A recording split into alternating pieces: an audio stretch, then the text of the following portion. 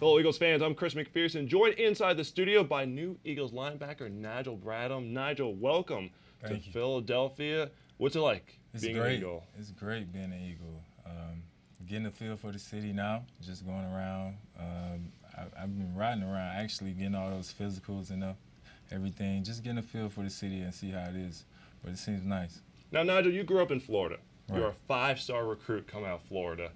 You have to be a pretty good athlete to be a five-star recruit coming out of Florida. When did you know growing up that you were a premier athlete? Well, I mean, I knew from the time I was like 5 years old. You knew then, okay. I mean, that's when I first set my goals and everything of what I wanted to do and everything like that. So I pretty much just always had goals in place and pretty much just always tried to work to get to them. Now, your aunt, if I'm correct, grew up right by, or she lived right by Doak Campbell Stadium, where Right. Florida State plays. Correct. So you got to see the stadium from a young age. Right. Did that kind of instill the dream for you to want to go there? Yeah, because I used to have to watch the games through the fence. On the opposite side, you could see it was like a little fence right from her apartment complex, and I used to have to look through the little holes and watch the game from there. And that instilled me, and that always made my dream like, oh, I want to play over there, you know. And I just pretty much just kept working my whole life until I got it. So, Nigel, you got to play at Florida State, and one of the all-time greats in football history, Derrick Brooks, became one of your mentors there. Can you talk about that relationship that you have with him, and do you still have one to this day with him? Oh, yes.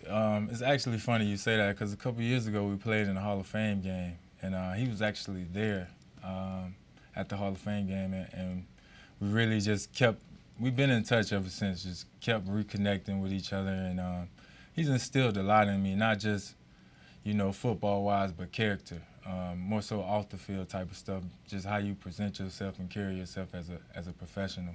So you've had some great linebackers to look up to. Who are the best of the best? When you say, I want to be like this guy, who do you say? Who's at the top of your list? I mean, I have to mention Derrick. Of course. Because of what he's done for me. I mean, you got plenty of other names, though. You got Ray Lewis, old school Deep Buckets. I mean, I can go on naming names all day because I really like all kind of linebackers, like different styles, physical, fast. I mean, it's so many different type of styles of linebacker these days. You pretty much just kind of like all different types, and I try to mix all of them into my game. Now, what does it take to play linebacker in today's NFL, especially when you look at an Eagles offense with guys like Zach Ertz, a tight end who you might have to defend, or Darren Sproles coming out of the backfield on a wheel route, or having to stop the run? What does it take to play linebacker today? Oh, it takes a lot of speed for sure. You definitely got to be fast, especially guys like Sproles. But you also have to be strong and physical as well to be able to get big tight ends like Ertz and stuff like that. So it's pretty much just one of those things where you got to be aggressive and make plays, and eventually people will like you. So you come to Philadelphia, Nigel. You're reunited with Jim Schwartz. What is it about Jim that made you want to come back and play for him again? The type of person he is, the type of coach he is. He's one of those guys that you want to play for because you want to go out there and put it all on the line for him. He's a player's coach. He's going to let us have fun and be aggressive on defense. He's going to play to our strengths, each player's strengths. So everybody's going to be able to have the opportunity to make plays and just take it from there to be able to win games. We follow his game plan. We'll win games alone.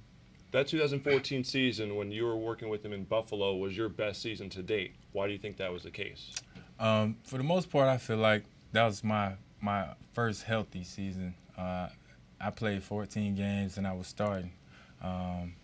And for me, that was one of the main things, pretty much just being able to play. He had me off the ball. He had me blitzing. He really showcased my talent a lot that year. And I appreciate everything he's done for me, and I'm happy to reunite with him because I know what we're going to be able to do here and with this defense and the personnel that we have up front. I feel like it's going to be one of the top defenses up front. I mean, it's unbelievable the talent we have up front, and from the back end standpoint, it's going to be a lot better because they're going to be able to play off the guys up front. Nigel, my last question for you is this. You get a second contract in the NFL. I know you grew up in the home with a single mother. What's it like being able to have that second contract and be able to tell your mom, you know what, rest easy, I've got you taken care of? It's great. It's great. She can always get the house she wanted now. So, I mean, that's one of the most amazing feelings, being able to take your mom and put her in something she always wanted and dreamed of. Nigel Bradham, congratulations and welcome to Philadelphia. Everyone, thank you very much for joining us here inside the studio on PhiladelphiaEagles.com.